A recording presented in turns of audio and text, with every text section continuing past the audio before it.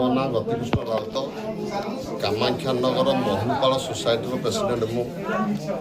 ଆମର 594 ଜଣ ଚାଷୀ ପଞ୍ଜୀକୃତ କରିଥିଲେ, କିନ୍ତୁ ଏବେ ଆମର 170 ଚାଷୀ ଆହୁରି ରହିଲେଣି ଧାନ ବିକ୍ରି କରିବା ପାଇଁ।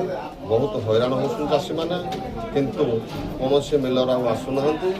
ଆମର 2800 କୁଇଣ୍ଟାଲ ଧାନ ବିକ୍ରୟ କଲେ ସବୁ ଚାଷୀମାନେ ଉପକୃତ ହେବେ। ଏଇଥିପାଇଁ ଆମେ ଆସିଛୁ ଆଜି କଲେକ୍ଟର ପାଖରେ ଅଭିଯୋଗ କରିଛୁ, ସବକଲେକ୍ଟର ପାଖରେ ଯାଇକି ଅଭିଯୋଗ କରିଥିଲୁ, ସିଓଙ୍କ ପାଖରେ ବି କମ୍ପ୍ଲେନ୍ ଦେଇଛୁ। ଆଉ ସେଇ 2800 କୁଇଣ୍ଟାଲ ଚାଷୀଙ୍କର ଧାନ ନ ଦେବା ପର୍ଯ୍ୟନ୍ତ ଆମେ କୌଣସି ପ୍ରକାର ଛାଡ଼ିବୁନି, ରାଜରାସ୍ତାକୁ ଆମେ ଓହ୍ଲାଇବୁ, ସମସ୍ତେ ଚାଷୀ ଆନ୍ଦୋଳନ କରିବୁ।